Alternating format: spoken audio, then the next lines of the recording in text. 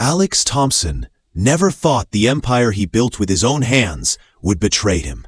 On a rainy afternoon in Atlanta, the 42-year-old billionaire walked into Golden Burger, dressed not as the owner of a $200 million chain, but as a tired construction worker with messy hair and a plain shirt.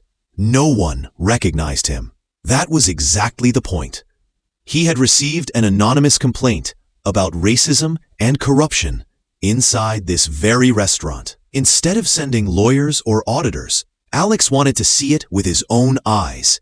But the moment he stepped inside, he realized the message hadn't exaggerated.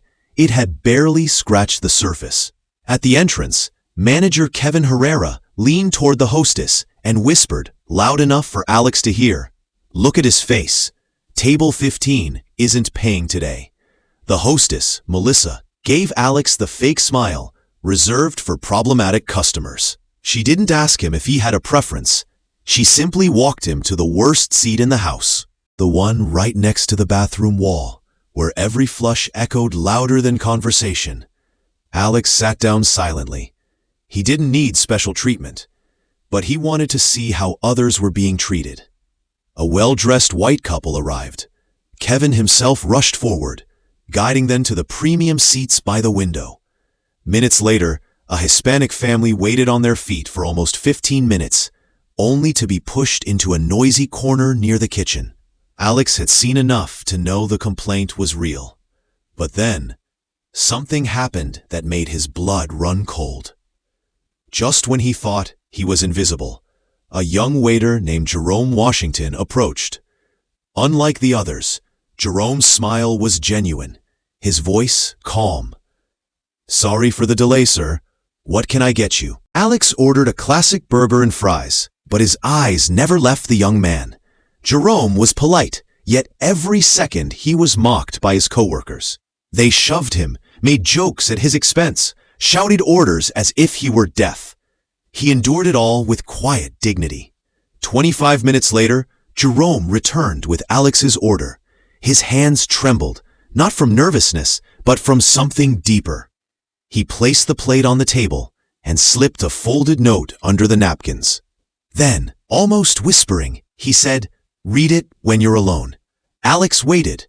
Pretending to eat, he unfolded the note slowly. The words inside froze him. "They don't know who you are, but I do. And someone needs your help before it's too late." For a moment, Alex's heart raced. Jerome had recognized him. But how? And what danger was hiding inside his own restaurant? That night, when the restaurant closed, Alex waited in the dark parking lot. Jerome stepped out, exhausted. When he saw Alex leaning against a pickup truck, relief flickered across his face. "I thought you wouldn't show," Jerome whispered. Alex went straight to the point. "How do you know who I am?" Jerome smiled faintly. "My sister works in your corporate office. I saw your photo years ago. When you walked in here today, I knew it instantly." What followed shook Alex to the core. Jerome revealed that Kevin, the manager, wasn't just a racist bully. He was systematically stealing from the restaurant. He altered financial records, pocketed thousands, and always blamed black employees. 4 workers had already lost their jobs because of him. Now, Kevin was planning to frame Jerome. "Tomorrow, he's going to pin a $1,200 theft on me," Jerome explained. "I have evidence, but I need a witness I can trust. If I fight alone, they'll bury me." Alex looked at the young man standing in front of him. Brave, smart, determined. He reminded Alex of himself decades earlier. "You won't fight this alone," Alex said firmly. "We'll bring him down together." The next morning, Alex returned to Golden Burger disguised as an air conditioning repairman. With a toolbox in hand, he slipped in unnoticed. Jerome had already planted a hidden micro camera in the office, ready to capture Kevin's theft. At 2 p.m., Jerome's sister, Kesha Washington, a finance specialist at corporate headquarters, walked in for a routine audit. Kevin thought she was just another number cruncher. He had no idea she was part of the plan. Kevin grew nervous. He ordered Jerome to count the cash in the safe. Jerome counted carefully. 15,342. But Kevin wrote down a lower number, 13,142. Alex, watching through the hidden camera, whispered, pointed. He just stole over $2,000 in one move. The trap was closing. By late afternoon, Kevin made his move. In front of Kesha and the staff, he accused Jerome of theft. His voice carried false authority. $2,200 are missing, and all the evidence points to Jerome. The employees gasped. Some were shocked, others silent out of fear. Jerome stood tall. I would never steal. This is a setup. Kevin smirked, already savoring victory. The police will be called. But before he could continue, Alex stepped forward. He removed his worker's cap, his voice calm yet commanding. Actually, Kevin, there's something you should know. Kevin frowned. This doesn't concern you, technician. Alex held up his ID. It concerns me more than anyone. My name is Alex Thompson. I own this company, and you just made the most expensive mistake of your life. The room went silent.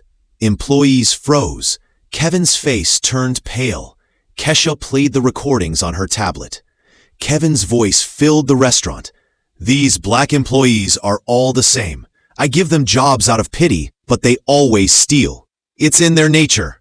Gasps echoed across the room. The evidence was undeniable. Altered records, stolen cash, racist remarks. Kevin collapsed against the wall, trembling. His 15-year career was over in a single moment. Alex looked at Jerome. The young waiter, who had risked everything, was no longer invisible.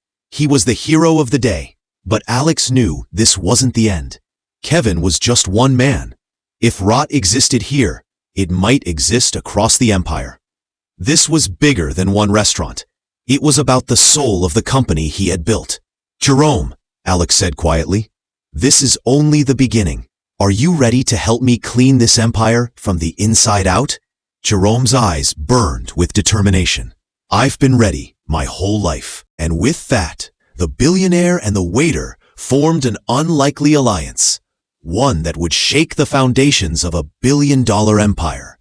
Because sometimes, justice doesn't come from the boardroom.